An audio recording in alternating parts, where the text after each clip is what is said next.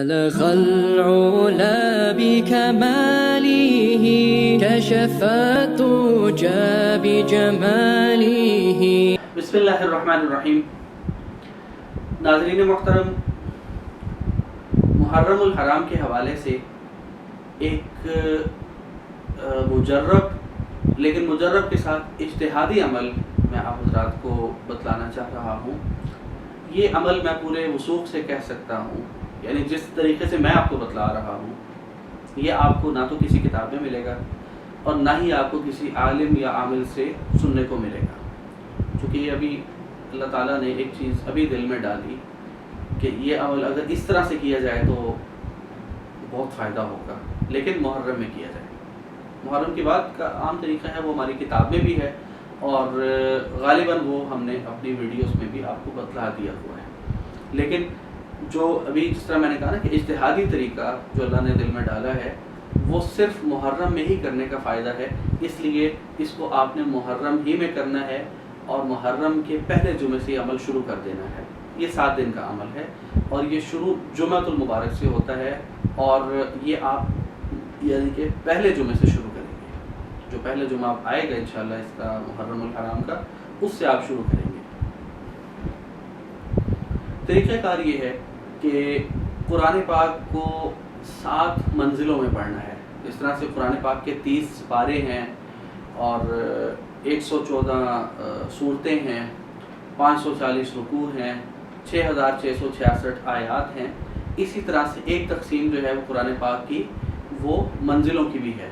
پہلی منزل جو ہے وہ تقریباً 6ویں پارے میں جا کر ختم ہوتی ہے، دوسری جو ہے وہ تقریباً کوئی 11ویں پارے کے ربع میں جا کے ختم ہوتی ہے، تیسری 14ویں کے آخر میں، چوتھی جو ہے وہ غالباً 19ویں کے اس میں جا کے ختم ہوتی ہے، 5ویں سورت یاسین کے اینڈ پہ ختم ہوتی ہے، 6ٹھی غالباً اس میں سورت قاف جو 26ویں پارے کی ہے اس میں ختم ہوتی ہے اور 7ویں جو ہے وہ سورت الناس پر ہوتی ہے.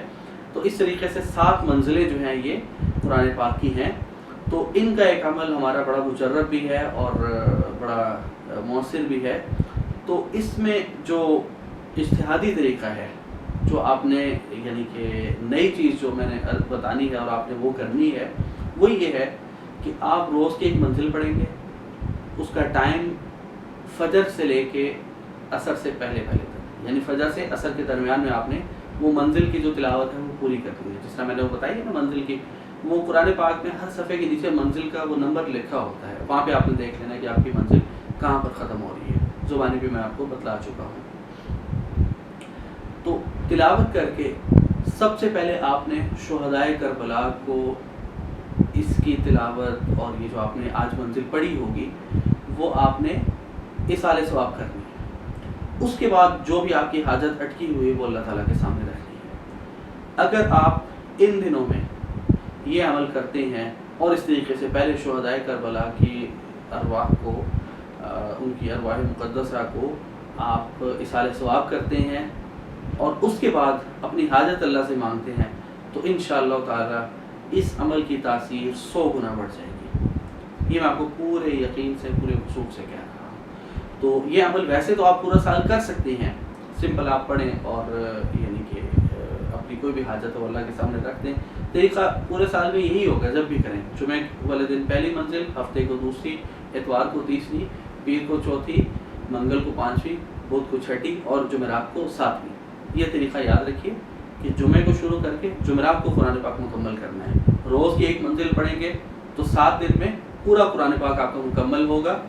تو لیکن اس میں آپ کے محرم میں جو یعنی نیا اس میں جو آپ نے وہ اضافہ کرنا ہے وہ یہ کرنا ہے کہ تلاوت ختم ہونے کے بعد آپ نے پہلے اس کا اصالہ ثواب پہنچانا ہے کہ ان کو شہدائے کربلا کو، ان کی ارواح مبارکہ کو اس کا اصالہ ثواب کر کے اس کے بعد اللہ تعالیٰ سے اپنی حاجت طلب کرنی ہے. انشاءاللہ تعالیٰ آپ خود دیکھیں گے کہ ان 7 دنوں کے اندر آپ کو اس کا رزلٹ 100% انشاءاللہ تعالیٰ مل جائے گا. تو اللہ تعالیٰ ہمیں ہر چیز میں، ہر معاملے میں شریعت کے حدود کا خیال رکھنے کی اور اپنے اکابر ملت کی، اکابر امت کی، اپنے اسلاف کی ترتیب کو، ان کی اتباع کرنے کی توفیق عطا فرمائے. وما علینا الا البلاغ. بلغ العلا بكماله كشف الدجى بجماله